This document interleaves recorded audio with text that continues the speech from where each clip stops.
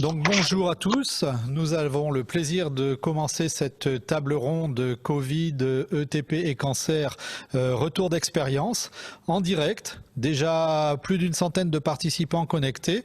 Avec Guillaume, on va essayer d'animer cette réunion au mieux et grâce à tous nos participants, nous remercions bien sûr le professeur Roger Gilles de nous avoir fait l'honneur de venir être le témoin sociologue et éthicien de cette rencontre. Marianne Lafitte, médecin qui est responsable de l'unité transversale d'éducation des patients et parcours de soins au CHU de Bordeaux. Corinne Sarda qui va nous rejoindre, qui est médecin oncologue au centre hospitalier de Saintonge et animatrice des ateliers de TP chimio orale. Cyril Merlot qui sera notre patient témoin de ce programme d'éducation thérapeutique. Et Philippe Marcoux, dont je ne vois pas la vignette tout de suite, mais qui est le responsable de l'ETP régional à l'ARS Nouvelle-Aquitaine. Merci à tous donc. On discutera tous ensemble et j'espère que les interventions de nos participants seront nombreuses, actives et interactives. On a le chat, on pourra répondre à vos questions. Et si vous voulez bien, pour lancer cette discussion, je vous propose une interview réalisée il y a quelques jours de Catherine Tourette-Turgis qui a bien voulu introduire cette première table ronde de notre rencontre. Merci beaucoup et à tout de suite.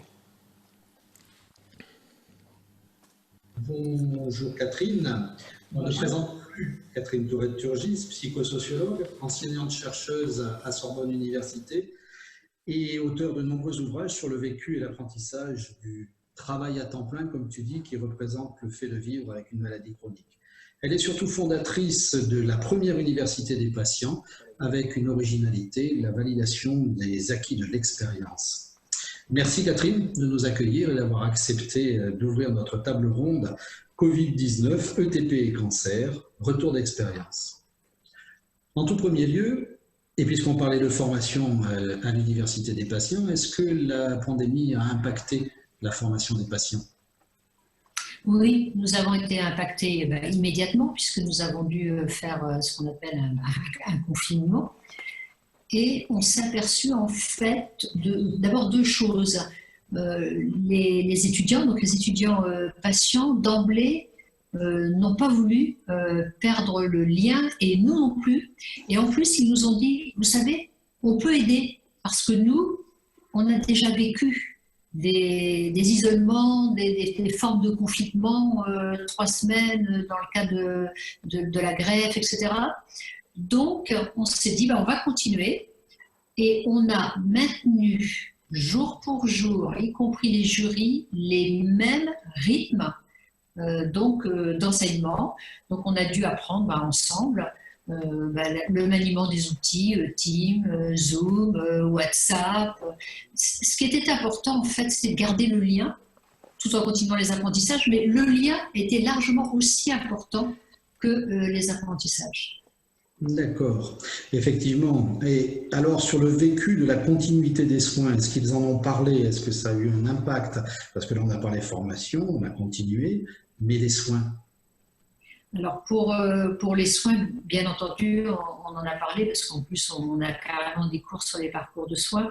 Et c'était intéressant parce qu'il y a des personnes qui interrompaient leur parcours de soins parce qu'elles n'osaient pas aller à l'hôpital, et d'autres, c'est leur parcours de soins qui était interrompu. Et là, ce qui était important dans le ressenti, dans l'expérience vécue, c'est les personnes qui disaient moi je veux bien, mais je veux pas que ce soit juste un numéro, une secrétaire qui m'appelle, quelque chose d'anonyme.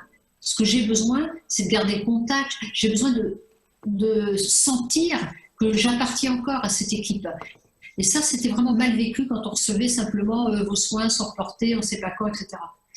Et par ailleurs, on a aussi travaillé en réseau, puisqu'il y a, par exemple, on avait un patient étudiant qui avait besoin d'un traitement douleur, difficile à trouver, etc.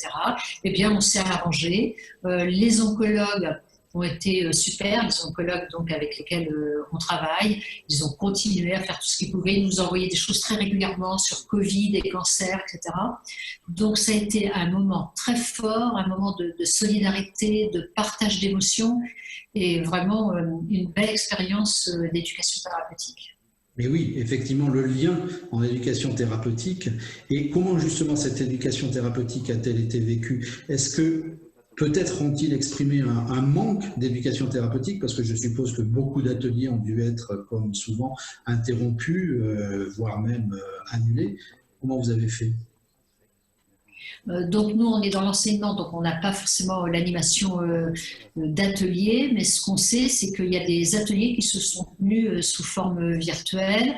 On a travaillé, nous, pour notre part, l'éducation thérapeutique, c'est-à-dire l'accompagnement au confinement, c'est-à-dire systématiquement, chaque étudiant patient a été appelé et a disposé d'une trentaine de minutes minimum, c'est ce qu'on s'était donné. Et donc, on a fait le tour de nos 75 étudiants pour voir comment ils allaient, comment ça se passait, etc.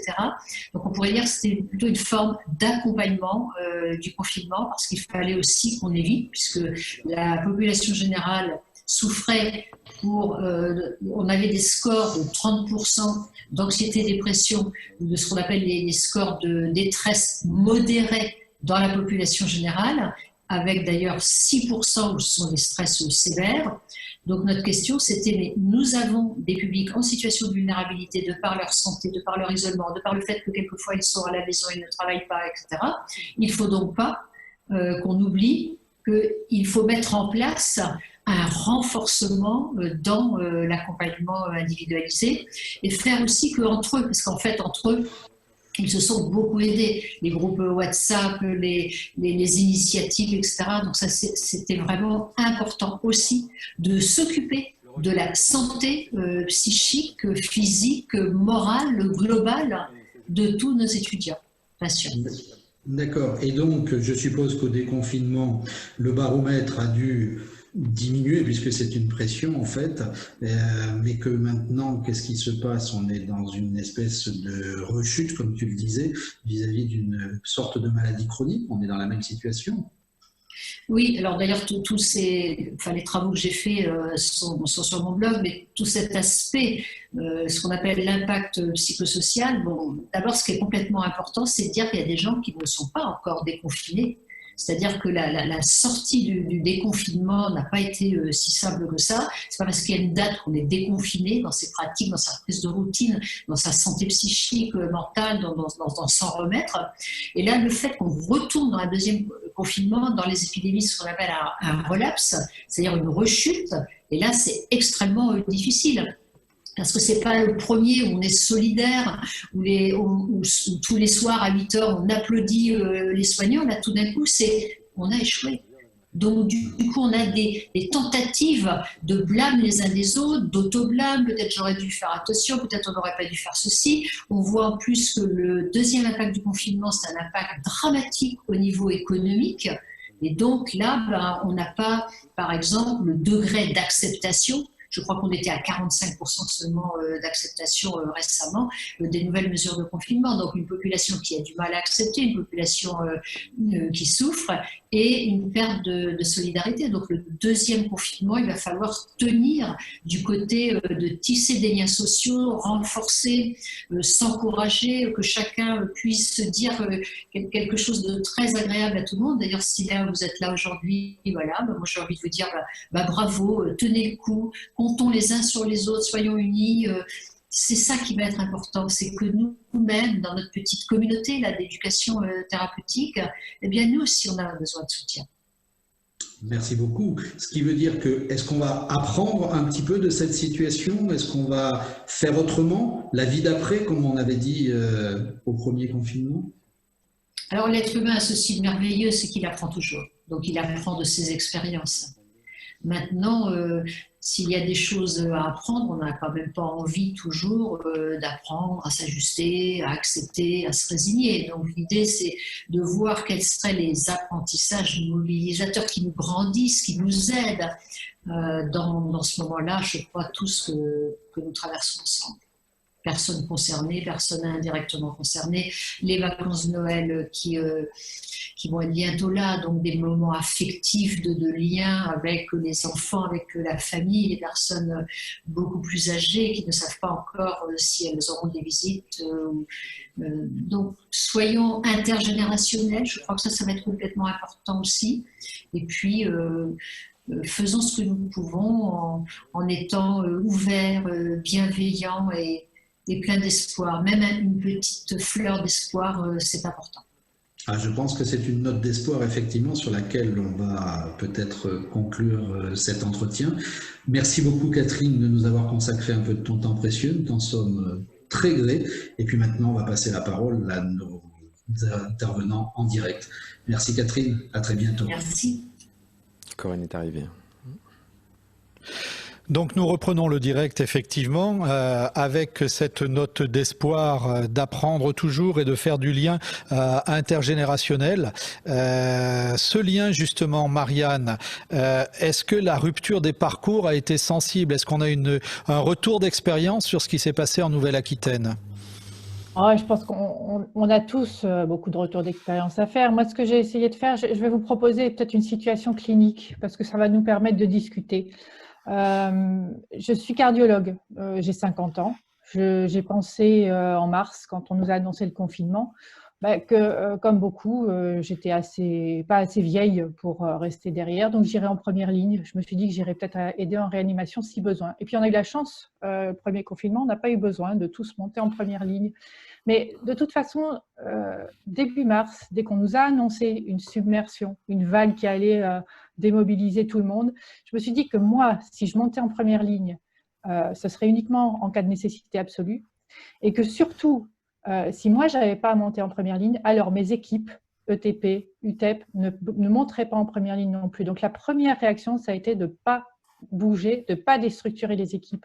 Parce que la déstructuration des équipes, pour moi d'emblée, ça avait un risque majeur, c'est qu'on allait rajouter les ruptures dans les parcours de soins qui étaient déjà extrêmement anticipables dès qu'on nous a annoncé, ce qu'on nous a dit, déprogrammation des soins non urgents. Mais c'est quoi des soins non urgents? On a annulé des rendez-vous, on a reporté des rendez-vous sans date. Les cabinets libéraux, ils ont été désertés, quelques-uns et beaucoup même des spécialistes ont été fermés. Et les hôpitaux, on a fait du presque tout Covid. Alors les malades chroniques là-dedans. Donc dans mes équipes, on s'est dit, on va essayer de pallier aux ruptures dans les parcours de soins. Et je vais vous montrer comment on a fait et surtout vous rapporter le cas d'un patient pour essayer d'illustrer mon propos. Donc on s'est réunis début mars et on a décidé de suivre à distance tous les patients de cardiologie du programme que je coordonne. On a pris le fichier depuis 2018. Alors la moitié de ces patients, au moins la moitié, on ne les connaît pas. On ne les connaît pas parce qu'ils n'ont eu qu'un diagnostic éducatif quand ils sont venus en hospitalisation. Mais on s'est dit, c'est un fichier qui est à jour. De toute façon, c'est une crise. On ne sait pas comment gérer. Donc, on va essayer de faire quelque chose. Donc, on a recruté 3 étudiantes, 3 infirmières de cardio qui étaient inaptes à aller en réa, qui étaient trop vieilles, pas assez en forme. Donc, on s'est fait une petite équipe de soins chroniques. Et puis, on a fait un guide d'entretien téléphonique et on s'est lancé. On a appelé 800 patients de ce fichier, 800 patients qui ont été appelés au moins une fois. Ça nous a pris 3 semaines.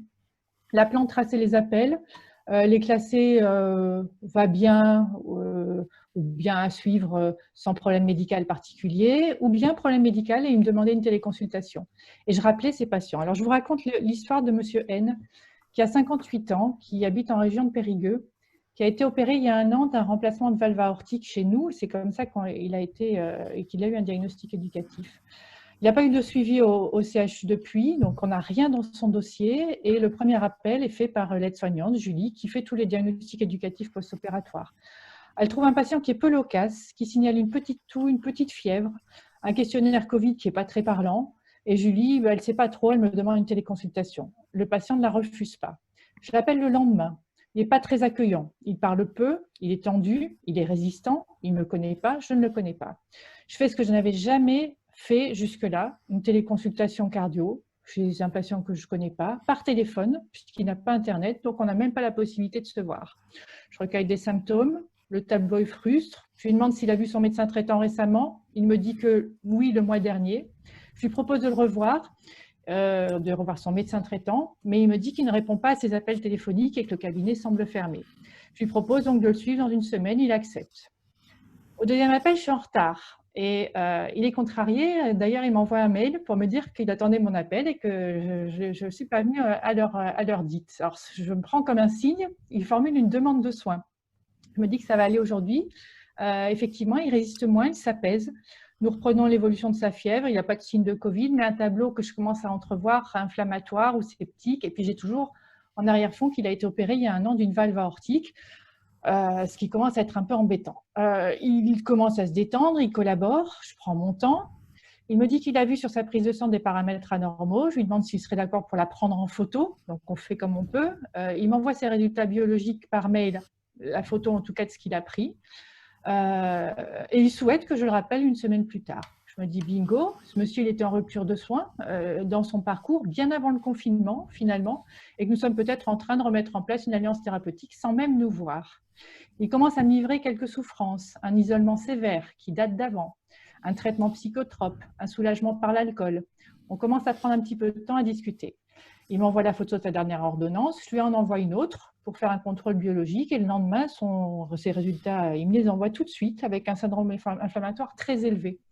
Je vois dans son antériorité qu'effectivement la VS est supérieure à 100 depuis plus de 6 mois. Donc vraiment des choses qui sont très anormales et qui datent de bien avant la pandémie.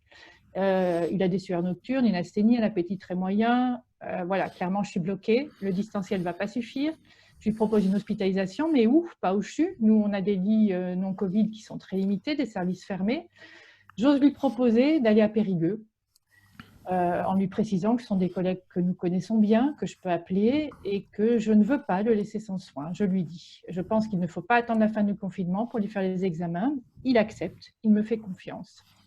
La suite, rapidement, pas de problème septique sur la valve cardiaque, mais un cancer du foie.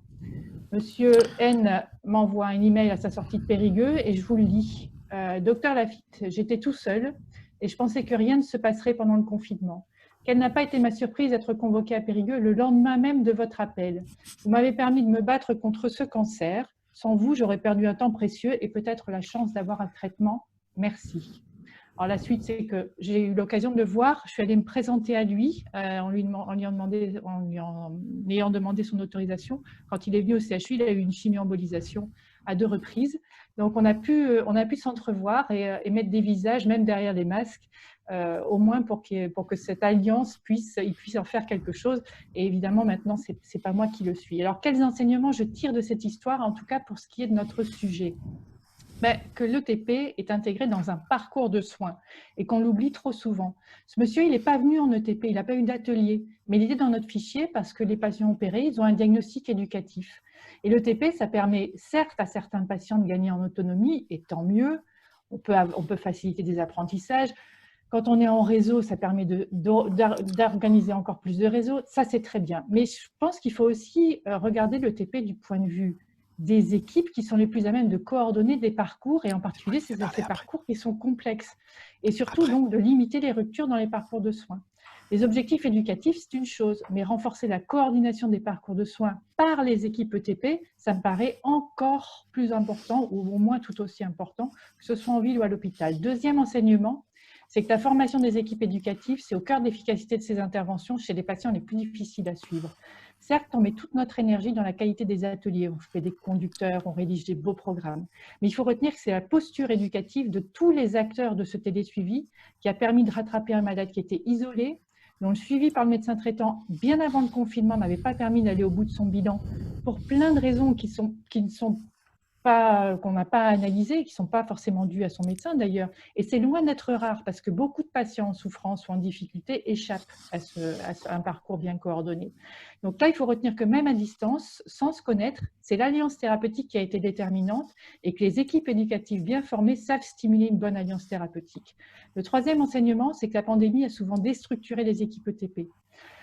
Elles sont parties dans les services aigus, elles sont parties faire autre chose. Et c'est très long de mettre en place, vous le savez tous bien, une équipe pluridisciplinaire. Mais c'est extrêmement facile de la faire éclater. Et c'est très difficile, je pense, et ça va être difficile maintenant de les relancer après la crise. Donc, il faut interpeller, comme on le fait souvent, tous les décideurs sur la faiblesse d'un financement ETP précaire, de personnels qui sont mobilisés rapidement vers l'aigu, et que cette pandémie ne fait que révéler encore plus cette fragilité, et qu'on aurait dû probablement, et il faudra à l'avenir, essayer de faire en sorte que ces équipes qui sont les plus à même de suivre les malades chroniques puissent être maintenues pour éviter les pertes de chance de ces malades laissés de côté. Le quatrième enseignement, c'est que le télésuivi des malades à distance a montré son efficacité, mais que maintenant, il va s'agir de le structurer, d'investir dans des équipements informatiques et surtout des plateformes numériques sérieuses et sécurisées, parce qu'on a fait ça avec le système D et on est passé quelquefois par des emails pour des données médicales, ce qu'évidemment on ne fait jamais en temps normal. Et il faudra renforcer aussi les moyens humains pour le TP, la coordination des parcours. Le sixième enseignement, c'est le dernier, c'est que finalement, on dit que le confinement, et c'est vrai, et c'est encore vrai maintenant, crée des ruptures, des pertes de chance pour beaucoup de patients. Je pense qu'il faut aussi noter que le confinement a créé les conditions de la mise en place d'un télésuivi qu'on n'avait jamais pensé faire de cette façon-là, que ceux qui n'ont pas eu de soins ont certes eu une perte de chance, mais que je voulais aussi rapporter cette situation très particulière de probablement un gain de chance chez un malade qui était isolé et qui, grâce à l'adaptation qu'on a pu mettre en place avec les équipes éducatives, a permis pour lui probablement de gagner quelques mois de son traitement. Donc voilà ce que je voulais vous rapporter rapidement sur l'expérience de ces ruptures de soins. Merci beaucoup à vous, Dr Laffitte. Effectivement, là, vous avez exploré bien déjà la question de cette table ronde. On va laisser la parole maintenant au Dr Sarda, donc de l'hôpital de Saintes, qui va nous faire part de son retour d'expérience en tant qu'oncologue. Voilà, cette expérience pendant cette pandémie et ce confinement. Donc Corinne, si tu peux activer. Bonjour à tous. Voilà, c'est bon, si on t'entend. vous m'entendez bien. Voilà, donc moi je suis désolée, je suis arrivée en cours de conversation, j'ai un petit souci aigu. Alors mon expérience en tant qu'oncologue ici praticien sur le CH de Saintes, clairement l'épidémie à Covid nous a déstabilisés de façon très importante. D'abord parce que c'est une épidémie qui s'est présentée à nous de façon très aiguë, annoncée comme très grave. Or, sans grande surprise, notre population en cancérologie est une population fragile, vulnérable, et à partir de là, on a tous été en difficulté. L'objectif premier était de protéger les patients, continuer à les prendre en charge. C'est une des raisons pour laquelle dans notre organisation, on a complètement mobilisé l'équipe soignante pour les patients en situation aiguë, en cours de prise en charge. Et à partir de là, l'équipe étant presque mutuelle, l'équipe de TP étant presque mutuelle entre l'HDJ et l'unité de TP, toute l'équipe a été mobilisée pour les soins en hôpital de jour, en ambulatoire, et nous avons arrêté les plannings et les programmations, les ateliers de TP. En pratique, il a fallu que l'on se réorganise très rapidement. Nos patients étaient vulnérables et nous avons, en l'espace d'une dizaine de jours, donc très rapidement après le début du confinement, reçu de l'ensemble des sociétés savantes d'organes des conduites à tenir. Et ces conduites à tenir étaient assez similaires, fort heureusement. Elles allaient toutes dans le même sens: continuer à prendre en charge les patients en cours, les protéger, limiter autant que possible leur venue sur les établissements de soins. Ça sous-entendait autant que possible réorganiser les traitements. Ceux qui pouvaient avoir recours à un traitement oral alors qu'ils avaient un traitement injectable, switcher ce traitement-là, donc le réorganiser. C'était également, on a été fortement sollicité pour développer les soins à domicile. Les soins à domicile, ça veut dire développer un petit peu plus la chimiothérapie et l'immunothérapie en HAD. C'est quelque chose que l'on a mis en place, auquel on avait déjà réfléchi il y avait environ 18 mois au préalable. C'est un projet qui nous tenait à cœur, mais comme toujours en situation aiguë, on trouve les moyens. pour l'organiser. Jusque-là, on se disait on n'a pas le temps, on n'a pas les effectifs, on n'y arrive pas. Là, on a trouvé le temps puisqu'en l'espace de 15 jours, on a réorganisé en co-travail avec l'HAD, la pharmacie et l'unité d'oncologie, une à 2 journées de délivrance de chimiothérapie et d'immunothérapie en HAD. Ça n'a pas été sans surcharge de travail parce que bien évidemment tout cela, je ne vous l'ai pas dit, mais tout ça s'est fait à moyen constant. Donc la réorganisation des prises en charge a été extrêmement lourde, chronophage, énergivore, mais hyper importante. Pourquoi? Parce qu'on s'est rendu compte que tout cela nous a amené à contacter les patients, ce dont ils nous étaient très reconnaissants. L'intérêt qu'on leur portait, ils l'ont reconnu, ils nous l'ont dit. Ils ont été extrêmement reconnaissants de l'attention qu'on leur a portée et surtout de la poursuite des soins qu'on a assurés. Est-ce que ça a changé quelque chose dans notre vision, notre mode de fonctionnement par la suite? En pratique aujourd'hui, je vais vous dire non. Mais on a réfléchi, on s'est réunis à l'issue de la phase aiguë en période de déconfinement en se disant est-ce que l'on continue à travailler comme on a fait durant cette phase-là? On s'est rendu compte que non, on n'avait pas les moyens. C'était beaucoup trop compliqué à organiser, à réorganiser. On est revenu sur une organisation beaucoup plus cadrée parce qu'ancienne, tout simplement. Hein. Mais à mon sens, ça mérite d'y réfléchir à nouveau parce que durant cette phase notamment de soins à domicile, de soutien à domicile, on a eu beaucoup d'échos favorables. Et à mon sens, si on avait les moyens, mais je sais que d'autres équipes sur le territoire français ont la même réflexion, si on avait des moyens humains, des moyens temporels de réflexion, c'est probablement ce vers quoi il faudrait se diriger. Quid de l'ETP dans tout ça? Dès que l'on a repris notre rythme un petit peu standard, on a également repris notre façon de travailler. On a reproposé aux patients les ateliers d'ETP, non sans difficulté, puisque là, on avait une appréhension, mais vous en avez peut-être déjà parlé, je ne voudrais pas être redondant. Guillaume, tu me dis si ça a été le cas. À partir du moment où on leur a proposé de revenir sur l'établissement, beaucoup ont dans un premier temps refusé par crainte du contact d'autrui, par crainte de la promiscuité, par crainte de la proximité avec les autres patients. Et donc, il a fallu mobiliser, remobiliser, réappeler les patients. Pendant cette période Covid, nos équipes ont été plus que déstructurées, j'allais dire restructurées ou plutôt réorientées. Est-ce qu'on a constaté une perte de chance? Eh bien, écoutez, j'ai tendance probablement à dire que oui. Preuve en est, j'ai reçu tout à l'heure en fin de consultation, pour rester dans les anecdotes, et je vais être très courte, une dame de 66 ans, veuve depuis 4 ans, vivant seule, qui au mois de février avait constaté une masse cervicale qui ne la gênait pas et qui arrive aujourd'hui, après quelques investigations sur le mois passé, avec une masse de 20 cm sur 15 au niveau cervical qu'on ne peut plus opérer, qu'on ne peut plus irradier.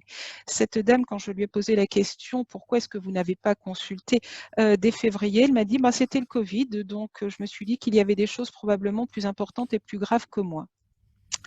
Il est probable que, hors contexte Covid, hors isolement familial et social, cette dame aurait probablement consulté beaucoup plus rapidement. Donc, j'ai tendance à vous dire que oui, cette période a été difficile. Est-ce que si les patients avaient été différemment accompagnés sur le plan médical, les choses auraient été différentes? Probablement que oui. Voilà mon expérience, notre expérience ici sur l'établissement. J'ai essayé d'être la plus courte possible parce que je sais qu'il y a beaucoup d'intervenants derrière. Ouais. Merci beaucoup Corinne, effectivement pour ce témoignage. On va continuer le tour de table, j'allais dire, la table ronde, avec le témoignage de Cyril Merlot, qui est l'un de nos patients qui a bénéficié de l'ETP. Donc il va nous raconter un petit peu comment il a vécu cette période. Oui, bonjour. Bonjour à tous. Le confinement, il était brutal pour moi parce que je suis allé voir mon médecin traitant qui m'a arrêté. Elle m'a dit: t'es un patient à risque. Alors bon, j'étais un petit peu vexé et après j'ai eu un appel de l'hôpital de Saintes en disant en oncologie, et elle m'a dit: vu la circonstance, vu que vous êtes sous traitement, on préfère vous arrêter. Est-ce que vous êtes arrêté? Je lui dis oui. Par mon médecin traitant, elle me dit: on verra au fur et à mesure de l'avenir de la pandémie. Et j'étais appelé par plusieurs médecins et c'est vrai que c'était agréable d'être soutenu dans cette période difficile. Après, Sur le TP en particulier, Cyril, est-ce que vous aviez des séances de TP prévues et qui ont été reportées? Oui, ils m'ont appelé en disant qu'ils annulaient pour l'instant, qu'ils me recontacteraient pour dans l'avenir. Mais c'est vrai qu'après, j'ai eu une téléconversation avec mon oncologue qui m'a aussi rassuré, même aussi le diabéto. Et c'est vrai que c'est agréable d'être soutenu. Même une infirmière m'a appelé et c'est vrai que j'étais agréablement surpris. Merci beaucoup. Ouais. Voilà. D'accord. Merci Cyril. On va passer la parole soit au professeur Gilles, soit à Philippe Marcoux. Peut-être que Philippe pourrait nous dire un petit mot sur la gestion effectivement que l'ARS souhaite pour ce reconfinement, puisque on a quand même eu quelques orientations qui sont plus précises que lors du premier confinement. Philippe, si tu veux bien.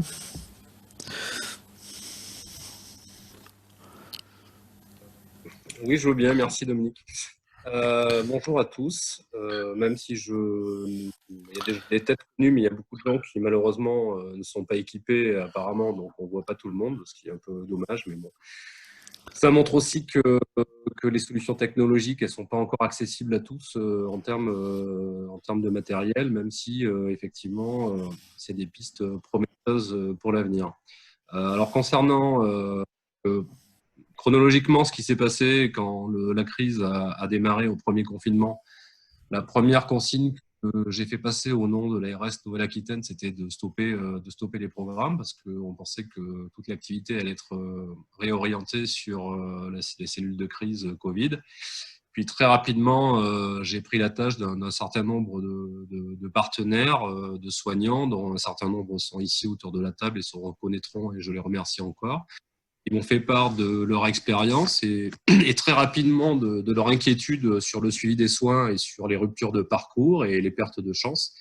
Ce qui nous a permis, en ETP en tout cas, de réfléchir à une recommandation de reprise des programmes dès la fin du confinement, même pendant le confinement, je ne me rappelle plus, avec des propositions de programmes dégradés, entre guillemets, avec un présentiel lorsque c'était possible, avec toutes les conditions sanitaires de gestes barrières requises, et la mise en place d'appels téléphoniques sur le modèle de ce qu'a fait le docteur Lafitte, de liens, d'essayer de maintenir du lien et éventuellement de prévoir aussi des solutions Internet. Voilà. Donc cette note, elle a été un peu affinée et donc je l'ai réutilisée, et ce coup-ci pour le deuxième confinement. Cette note n'est donc pas une note pour arrêter les programmes, au contraire, mais bien pour dire à tout le monde de continuer les programmes avec les solutions technologiques adaptées et la gradation que je viens de vous citer. Donc cette note qui vaut ce qu'elle vaut, voilà. Elle est sur le site de l'ARS, à la page ETP, vous pouvez tous la trouver. Après, vous avez mes coordonnées aussi sur cette page, vous pouvez me contacter, je pourrai vous la transmettre. Voilà. Ce que je voulais dire, c'est qu'actuellement, nous venons juste de débuter à l'ARS un groupe de travail pour que chacun, dans nos parties de prévention et au niveau de la santé publique, y compris en santé environnementale, on réfléchisse, on regarde l'état des lieux qu'on a fait ou on complète l'état des lieux. Donc moi, grâce aux contacts nombreux que j'ai avec l'ensemble, avec beaucoup d'opérateurs, j'ai déjà une petite idée d'un état des lieux et de beaucoup d'initiatives très intéressantes qui ont été mises en place sur le terrain.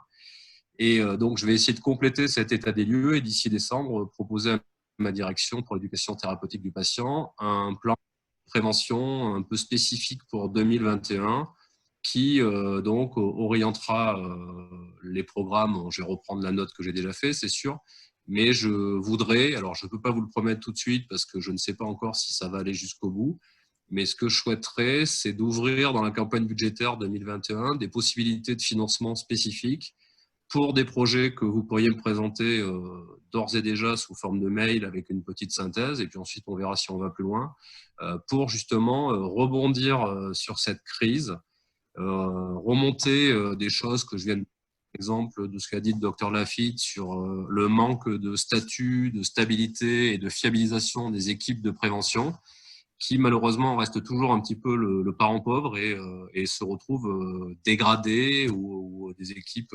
déstructurées à la moindre crise sanitaire, comme si la prévention, et en particulier la prévention des maladies chroniques, était toujours quelque chose de totalement secondaire. Et donc on voit bien que dans les esprits, y compris des instances dans lesquelles je travaille, on voit bien quand même que la prévention est toujours quelque chose un peu croupion, un peu à la marge, et que sur les malades chroniques, il faut vraiment prendre conscience que la prévention, c'est du soin, et c'est du soin pour les patients qui sont les patients principaux du système de santé. La santé, c'est pas que les patients en crise, c'est bien ces malades chroniques dont il faut absolument améliorer le parcours de soins, le suivi, le soutien, etc. Donc, je vais essayer de mettre en place une ouverture pour des projets qu'on pourrait pérenniser ou développer ou même aller plus loin à partir de toutes les initiatives extrêmement intéressantes que j'ai pu remarquer sur le terrain, de suivi téléphonique, de plateformes web, d'outils complémentaires sur des plateformes et d'autres choses que je vais découvrir au fur et à mesure en partant de vos idées et de toutes les bonnes choses qui peuvent se faire sur le terrain, parce que ce n'est pas moi à l'ARS qui peut voir ce qu'il faut faire pour le suivi des patients chroniques. Donc encore une fois, je vous solliciterai et je vous sollicite aujourd'hui. N'hésitez pas à m'envoyer des petits messages, des mails, appelez-moi, j'ai un numéro de téléphone portable, je suis chez moi là, comme vous pouvez le voir. N'hésitez pas à me proposer des idées, même des pistes de financement. On en est grâce à des opportunités en 2020, on a déjà essayé 2-3 petites choses, mais ça peut être le moment, cette crise, de rebondir favorablement et de faire comprendre à tout le monde que la prévention et en particulier l'éducation thérapeutique pour les malades chroniques, c'est pas un dispositif pour faire plaisir ou pour remplir une case démocratie sanitaire ou remplir une case on est content, on a fait un truc à part. Voilà. Faut essayer de rebondir là-dessus le mieux possible tous ensemble pour aller plus loin et transformer cette crise en quelque chose de beaucoup plus positif. Merci. Merci beaucoup, Monsieur Marcoux. Effectivement, on partage cette vision essentielle de l'accompagnement de nos patients sur les maladies chroniques. Peut-être une première réaction, une première analyse du professeur Gilles, s'il le souhaite, avant de passer aux questions des participants. Oui, merci de me donner la parole. Est-ce que l'éthique a une place? Alors, qu'est-ce que l'éthique? C'est vrai que l'éthique a été mobilisée et secouée pendant toute cette période, et elle est encore, à l'heure où je vous parle, c'est vrai que nous avons surtout été mobilisés par les EHPAD, la situation de nos aînés dans les EHPAD, et aujourd'hui, vous traitez de ces parcours d'oncologie et d'éducation thérapeutique. Alors évidemment, le but de l'éthique, ce n'est pas de décliner des bonnes intentions, ce n'est pas aussi de sortir des platitudes comme le respect de la dignité de la personne humaine, parce que si nous faisons un radio-trottoir, tout le monde sera d'accord, sauf qu'est-ce que c'est que le respect, qu'est-ce que c'est que la dignité, qu'est-ce que c'est la personne. Et en fait, nous sommes souvent aperçus en matière d'éthique, on était surtout d'accord sur ce qu'on n'avait jamais approfondi. Moins on se comprend, plus on est d'accord. Donc je crois que c'est un autre regard qu'il faut jeter. L'éthique, c'est un regard d'insatisfaction, c'est un regard de problématisation. Problématisation sur les conflits de valeurs. Qu'est-ce qui se passe? Qu'est-ce qui se joue? Et au fond, l'éthique, elle n'est pas là pour donner des solutions, elle en est bien incapable d'ailleurs, mais elle est surtout là pour proposer un travail de discernement. Alors, je voulais dire Tout d'abord, juste pour parler de l'ETP, que voilà une situation, l'éducation thérapeutique du patient qui fourmille de paradoxes éthiques et de tensions éthiques. En effet, on dit à la fois que le patient doit être acteur et que c'est le but de l'ETP, mais en même temps, on fait une éducation. Or, le mot éducation a quand même une tonalité un peu particulière. Exdoucere, c'est sortir de soi-même, c'est être influencé par autrui, c'est être conduit par autrui, parfois où on ne voudrait pas. Et donc, il y a déjà dans ce paradoxe initial un travail subtil à faire entre le malade acteur et le malade éduqué, car l'éducation suppose toujours une relation dissymétrique. Cette relation dissymétrique, elle va un peu entrer en difficulté avec ce que l'éthique appelle l'autonomie, c'est-à-dire aussi le sentiment que Paul Ricoeur évoquait de savoir que nous nous sentons tous des êtres de puissance, c'est-à-dire des êtres capables d'aller et venir, capables de décider.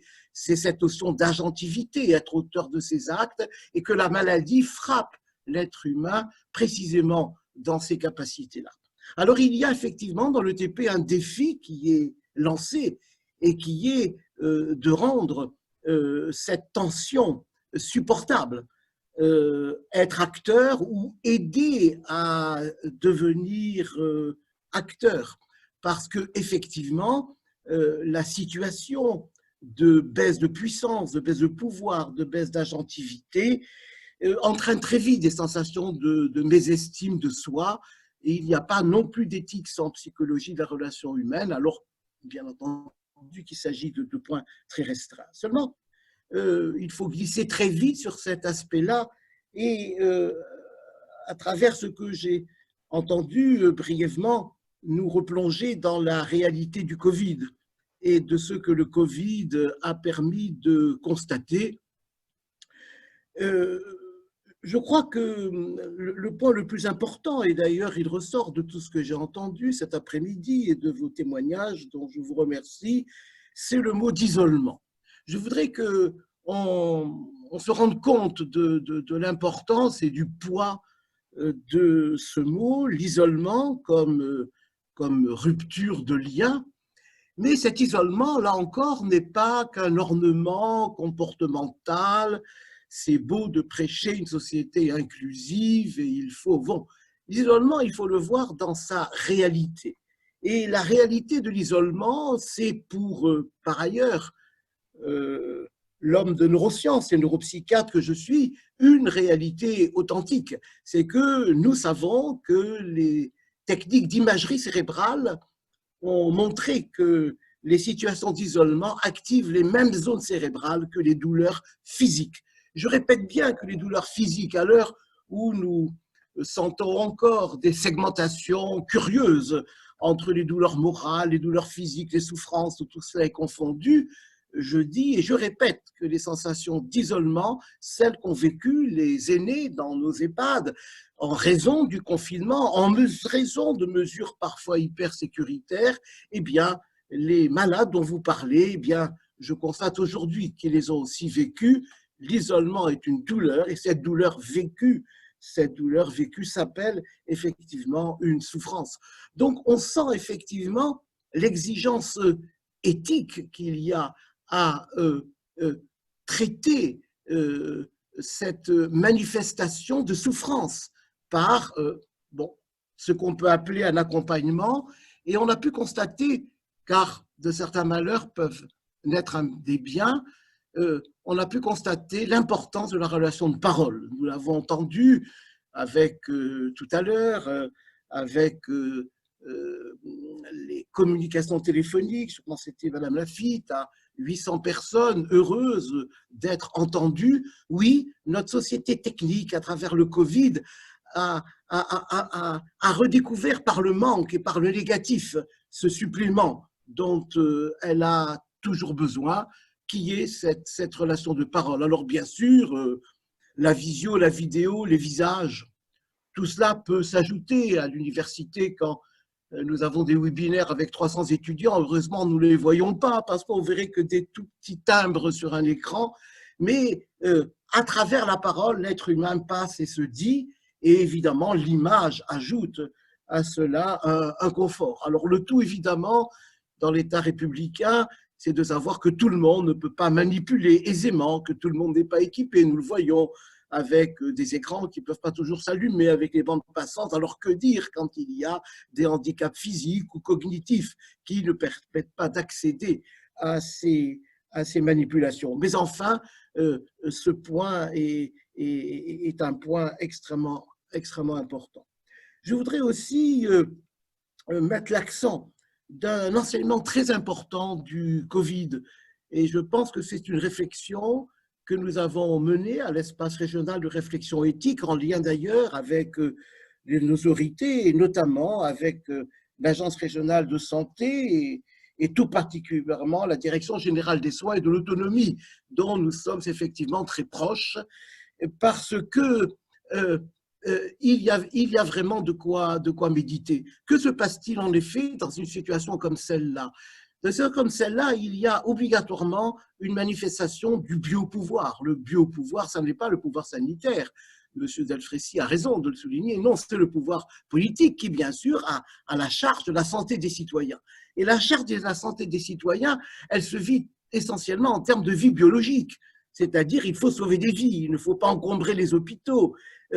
Il faut sauver des vies, et ça, c'est l'utilitarisme qui est la seule vertu républicaine. On ne peut pas faire mieux, mais souvenons-nous, c'est le plus grand bien pour le plus grand nombre. Le plus grand bien pour le plus grand nombre a suscité donc ces doctrines qui sont tombées de haut en bas, c'est du top-down, et qui s'abattent. Mais au moment où ces doctrines s'abattent et atterrissent, évidemment, la posture éthique impose de réfléchir à l'articulation entre la doctrine et l'application pratique. Parce que dans une république, une loi, un règlement ne peut pas vouloir le malheur du citoyen. Et que, quelque part, s'il y a malheur du citoyen, il y a droit à exception, et à exception pour que le règlement s'améliore par retour. Eh bien, c'est cela qui a pu être mis en œuvre quand, je donne ce seul exemple, avec l'accord de l'Agence régionale de santé, nous avons écrit très vite en mars à tous les directeurs d'EHPAD pour leur demander de laisser accompagner les patients en fin de vie, que la fin de vie était un moment anthropologique majeur et que fermer les portes. Nous avons aussi attiré l'attention sur les conditions imposées aux défunts, catapultés dans des sacs en plastique, photographiés, enfin des comportements qui ont été négociés ensuite avec la DGOS, avec la DGS, le CCNE et qui ont abouti à des améliorations. Mais ce que nous constatons, hélas, c'est que parfois ces doctrines sont hyper sécurisées, hyper interprétées.